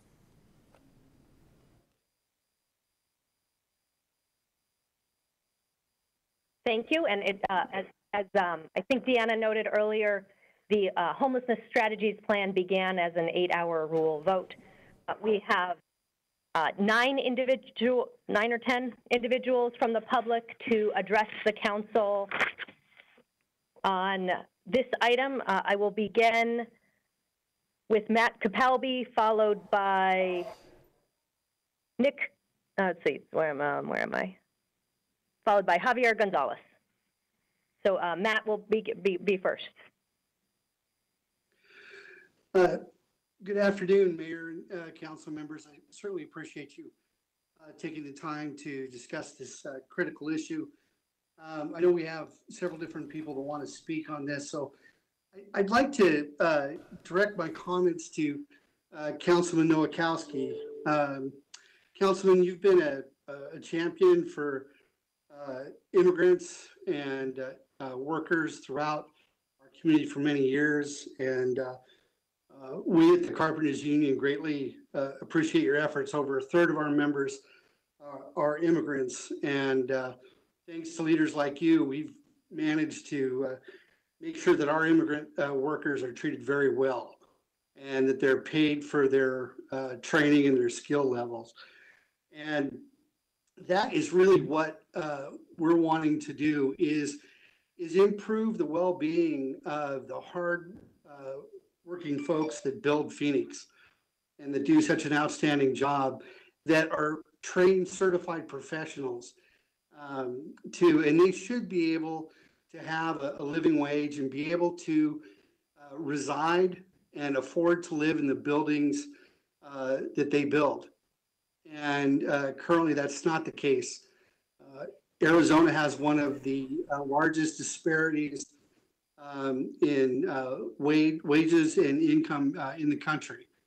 And a good prevailing wage helps deal with that. And we're hoping that the city council will create an example of how to best treat the hardworking families that are building Phoenix. So thank you, and I am available for any questions or comments that you may have. Wonderful, thank you. Javier will be followed by Jalen Pugh. Hello, my name is Xavier Gonzalez, and I think that we should have a prevailing wages because it's what we deserve. We should be able to go to any job site and know that we're going to be paid what we have earned and not be cheated. And really, it's a win-win situation for everyone because we get fair wages for everyone and high-quality work. A wise man told me once that we primarily get paid for our value. And that's it. Thank you guys for giving me the time to speak. Have a good one. Thank you. Jalen will be followed by Gary White.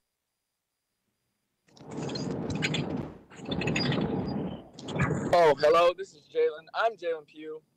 I'm an apprentice with the Department of Labor Certified Construction Program, and I'm trying to make it a career in construction here in Phoenix, where I was born and raised, and this great city.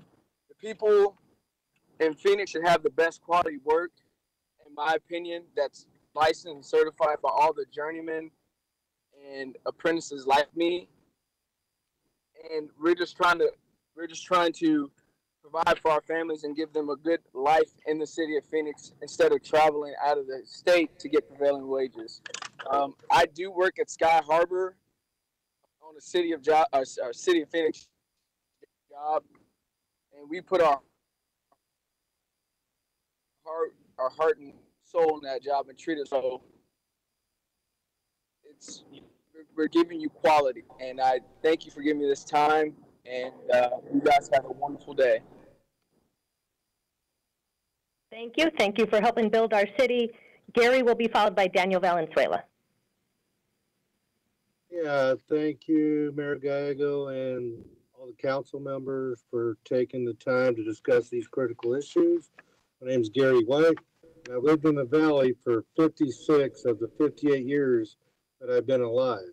I found it fortunate enough to work on several prevailing wage and collective bargaining agreement jobs, and there's nothing like working next to a skilled professional and making a livable wage and being proud of what I have accomplished. It makes me mad to see companies and contractors going against prevailing wage, hiring substandard workers to save a buck and not caring about safety and taking shortcuts on the craftsmanship of work, taking away the chance for someone to make a livable wage and support their family. All these companies want is to make their pocketbooks fat at the expense of working families and don't care about the people that are working for them. Shame on them and anybody working for them. Like I said, my name is Gary White and I support prevailing wage. Thank you. Thank you. Daniel will be followed by Mike Huckins. Hi, my name is Daniel Valenzuela. Can you hear me okay? Yes, we can. Okay, I'm an instructor here with the Carpenters Union, and I just wanted to share a story with you guys real quick about a young man who goes through our 4-year apprenticeship here in the state of Arizona. Grew up in Phoenix, here in the Valley, goes through our program and is able to make the journeyman wage here. That same young man, if he were to drive 8 hours west, he's making double what he makes here in Phoenix. If he drives 6 hours north, same thing. And I know I hear the right to work, this and that. It's the same thing in the state of Nevada. And where our carpenters are in Vegas, they're getting twice the money that kid getting. The wage that's available in California. You know, they talk about cost of living, and it's not that much different from here. I've been there. It's not that much different from here. The city of Phoenix is one of the biggest cities in the state of America, in our country. And there's no reason that we shouldn't be right up there with those guys in Nevada, with those guys in California, right? And I want to say thank you guys, because you guys do provide a lot of stuff for us with the COVID and with everything that's going on. Guys putting their heart out as far as quality of work, as far as performance. You know, they're out there in 110-degree weather, right? When it's 75 degrees in San Diego, they're over here busting their ass for half the money. That's all. Thank you. Thank you. Mike will be followed by Josh Umar. Thank you, Mayor and Council members. Mike Huckins with the Greater Phoenix Chamber. We are here in respectful opposition to proposed 8-hour rule on setting a prevailing wage. I don't take opposing this lightly. I think in my 5.5 years at the Chamber, this is the first time I formally testified against a council measure. I'd like to thank Councilwoman Stark for putting together a couple of meetings so that we could learn about the proposal, and thank Councilwoman Pastor for also joining that first meeting. We believe that prevailing wage ordinances have a chilling effect and create undue burdens on business, especially smaller businesses when trying to bid on these types of projects. These types of ordinances generally result in less businesses actually bidding. We understand that this proposal may be limited to construction policies, and you will hear concerns from industry-specific leaders, but speaking from a broader business community's perspective, this type of ordinance sends the wrong message that struggling job creators who are still reeling from the economic catastrophe of the COVID-19 pandemic and related shutdown do not need to deal with. Simply put, this is the worst possible time to propose an ordinance like this, with respect. One major concern on all parties in opposition is the effect these ordinances have on affordable housing. We've all heard the stories about Phoenix's affordable housing issues, and no matter the extent, adding additional costs takes us in the wrong direction. Lastly, Mayor and Council members, we have serious concerns about the legal conflict this creates with state statute and don't want to see the city go through another legal battle. Again, we're in respectful opposition and urge you to oppose. Thank you, Mayor and Council, for your time. Thank you. Josh will be followed by Ricardo Carlo. All right. Can you hear me? Yes, we can. Excellent. Thank you. My thanks to the council members and Mayor Gallego to you for the opportunity to speak today in opposition to the proposed prevailing wage ordinance. My name is Josh Omar. I'm the Executive Director of the American Subcontractors Association of Arizona. Our membership is comprised of over 200 Arizona-owned specialty contractor companies, but we advocate and support thousands across the state, the vast majority being right here in the greater Phoenix metro area. In addition to serving as the voice of Arizona subcontractors today, I've been given the honor to speak on behalf of the Arizona chapter of the Associated General Contractors and the Arizona Builders Alliance. We are uniting today to oppose the prevailing wage ordinance in Phoenix. That ordinance, as we've seen it, as it's been drafted, would have a tremendous impact on Phoenix area contractors. And I, along with the organizations that I just named, and our memberships, were made aware of that only 2 weeks ago. Neither specialty nor general contractors who will be directly impacted have been given an opportunity to review and identify unintended consequences, which is worrisome given that enormous compliance burdens that the draft ordinance would impose upon them and on city staff as well, when they're already struggling in today's economy and dealing with the added burdens of a global pandemic. So the timing, I would agree with Mike Huckins, the timing is very poor, but I don't want to leave you with the impression that that's the only issue. We have some very serious objections on the merits. It's worth noting that the ordinance as written would seem to be in direct conflict with existing statute, specifically 34-321, which prohibits cities from requiring contractors to pay prevailing wages and participate in apprenticeship programs. I know there's been some back and forth there with proponents of prevailing wages have tried and failed to modify that at the legislature. And we have concerns that by circumventing that process, the proponents are increasing the city's litigation risk. I would also add that the ordinance is quite costly construction-wise, as you can tell from other cities like New York, who added $80,000 per unit cost to their affordable housing units when they instituted or when they plan to institute prevailing wage. So thank you for the time. We speak in opposition. Thank you. Thank you. Ricardo will be followed by Jake Hinman. Mayor, City Council, my name is Ricardo Cardo. I'm the president of the Associated Minority Contractors of Arizona. As everybody knows, we represent the small business community and ensuring that they provide everything we can to help them and guide them and also train them. I honestly don't think that anybody took into consideration in polling these small businesses and how it's going to affect them if something of this stature with the prevailing wage comes into place. If this were to go into place, we have to provide a lot of education and business training that smaller contractors need to be compliant, as well as understanding the rules to build a business strategy to be successful in a local prevailing wage environment. We have a long way to go in getting small emerging businesses prepared to compete. This ordinance does not make sense, especially at this time that we have everything else that's going on. I also want to add that small employers are the training grounds for new construction workers that are often recruited away by companies that can offer the wages, the benefits, and the apprenticeship programs as discussed. But the only thing is when I'm looking at a lot of this is geared towards merit shops. And a lot of the conversation I heard earlier were from merit shops, but we do have other organizations that have the same type of apprenticeship training programs. At the same time, even us, the small organization we are, the Associated Minority Contractors of Arizona, we have trained 6 of our members in that with the National Center for Construction Education and Research certification, so they can not only train their people, but also train other small businesses within our organization and get the certifications they need, which is basically the same thing that is done at merit shops and other associations. So the training and the skills are out there. A lot of these small businesses are skilled. They just choose to move forward. But the thing is, again, this can put small business out of business. Thank you. Thank you. Jake will be followed by Nick Carrillo. Good afternoon, Mayor Gallego and members of the council. My name is Jake Hinman and I represent the Arizona Multi-Housing Association, and I'm a registered lobbyist with the City of Phoenix. The AMA is opposed to this 8-hour rule request.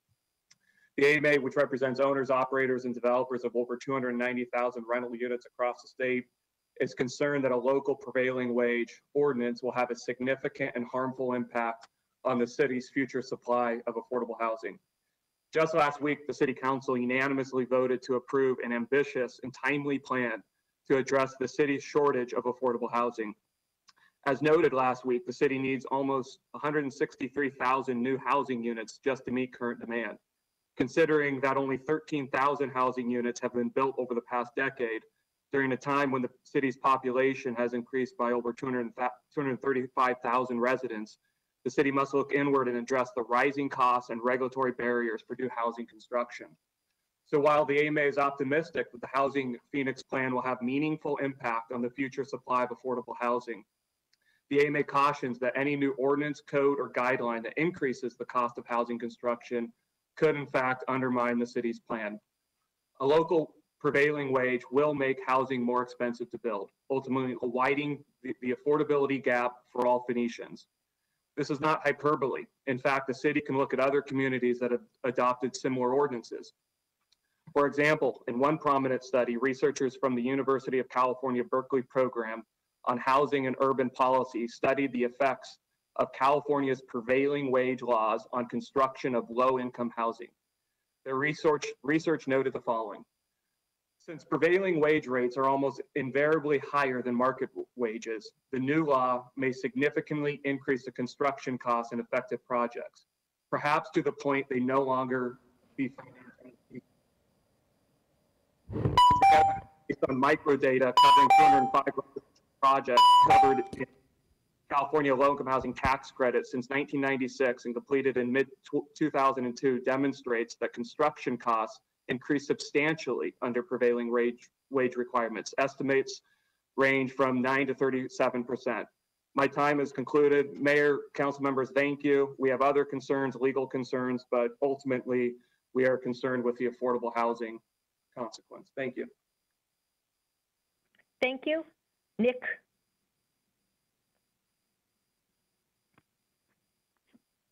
Nick Carrillo, the floor is yours.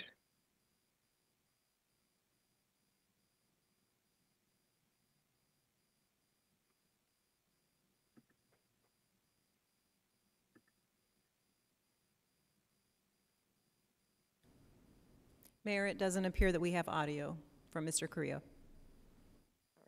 While I have you, do we have any additional speakers registered? We have no additional speakers, Mayor. Thank you. Then that includes our testimony from stakeholders, and I will turn to council members for comments or a motion.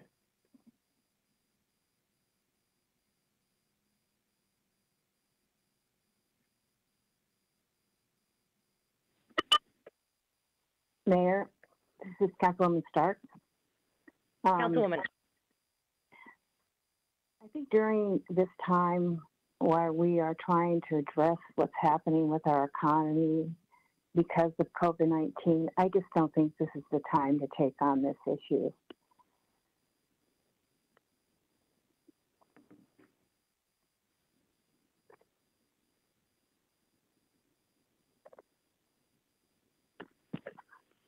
Is that a motion? If you want me to make a motion, I will. I move that we not approve the 8-hour rule in this case. Second. Vice Mayor. So I just had a couple of questions for staff. So I just wanted to know how far are we in this process, like in different comments from the public comment area. I just heard people saying that they had already been in meetings. So how far are we looking? How far are we in looking into this? Mayor, Vice Mayor, staff has done very minimal work on this. We have not had stakeholder meetings. But I heard someone say that they had met with council members. That, Mayor, Vice Mayor, that could very well be a meeting with council members, is not covered by the 8-hour rule for staff. But I can't speak to what council members have done at this point. So then no staff has met with anyone to look at this ordinance or the prevailing wage? I'm not aware of that, Mayor. Ms. Cree?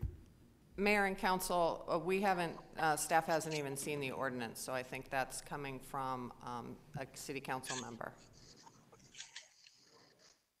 Got it. Okay, so no one has, okay, so no idea, no one has seen it. Okay. Okay, no, I just wanted some clarity on that. I'm given some of the comments that I heard.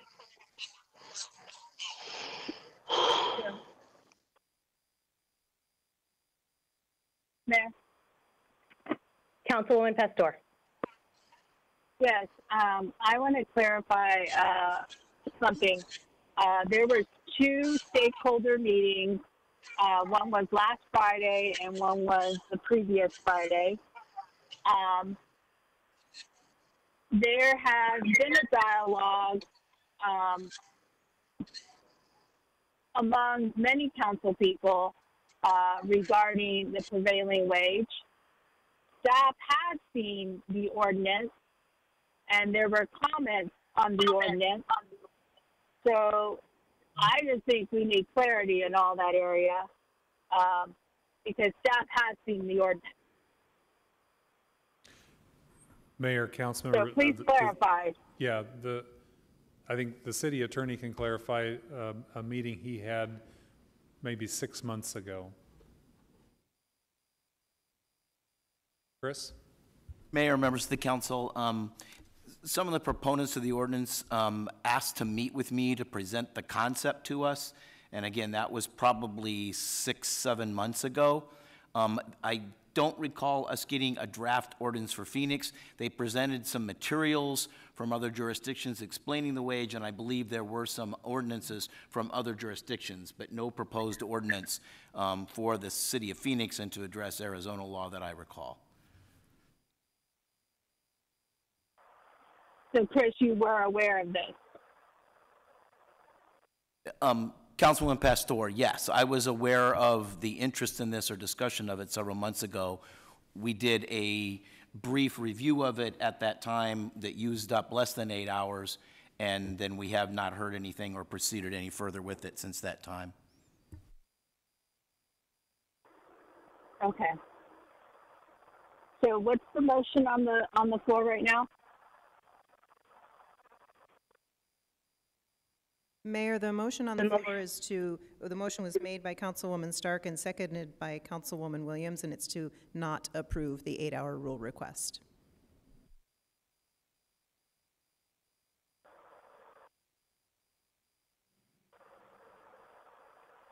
Any additional council member comments or questions? Roll call. Garcia.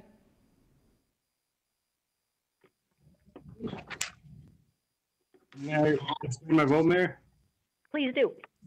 Yes, I think at the time, in these times and during Corona, I think if we've learned anything is to value people's employment, value their contributions to our society and their work.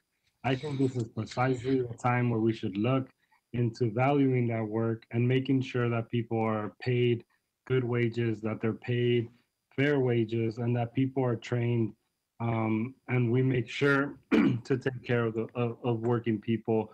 And so I will be voting no on this, and I really hope that we can start really looking into our, I don't know how to say it, in our souls, and into really figuring out how we're going to come out of COVID, how we're going to have actual relationships with our community. We had someone talk about somehow that the prevailing wage is going to impact affordable housing. That is the complete opposite of what we'll do if we actually pass a prevailing wage, like and support workers and make sure that they're paid what they should be paid. They will not need affordable housing. They'll be able to purchase a home that they deserve. And so I'm disappointed that it seems like the council is going in a way against prevailing wage. And so I'll be voting no. Nowakowski. Yes. Pastor. No. Stark. Yes. Waring. Yes. Williams. Yes. Guardado. Mayor, I'm going to explain my vote. Please. So we are in the middle of a pandemic, and this is not a pandemic. It's not a financial pandemic. It's a health pandemic. It's between life and death, because we're not finding that folks are getting sick and recovering. Yes, we have some of that, but we have a lot of people that are dying. And I think this is a moment where we could take leadership, where we could make a huge difference in our community and start offering better jobs. Better jobs create better communities, and create a better system. We just talked about trying to figure out what is it that we're doing around homelessness, which is something that I also feel very passionate about. But I think that if we were addressing the job situation, these two things go hand in hand. We're talking about people that should be able to afford to live that American dream. Right now, people are not living that American dream because they do not have a good job, and they're picking between paying their bills and being able to put food on the table, and thinking about sending their children to college is not even in their mind scope, because it's something that they just cannot afford. So I just think that we have to change that narrative. We have to change that dynamic here at the city of Phoenix, and we need to start creating good jobs instead of, if we want to fix our situation with our homeless population, that is it's part of a comprehensive plan, and creating good jobs is incredibly important if we really want to deal with our homeless population, and if we want to deal with the fact that not enough people live in homes that they can afford. So with that, I'm going to be voting no. Mayor Gallego. Thank you. we are in the fastest growing city in the country in Maricopa County with so many needs, whether it be making sure we have safe bridges or investing in the economy of the future. I am passionate about bringing advanced industry jobs here, and we have to be competitive with wages. We want the most skilled workers to be able to build facilities that make cutting-edge products such as semiconductors. So I believe it's responsible to have this conversation about wages in our community. I vote no. And Mayor, the vote is 4-4, so that motion fails. Thank you. That is our final agendized item for today. So this meeting of the Phoenix City Council is adjourned.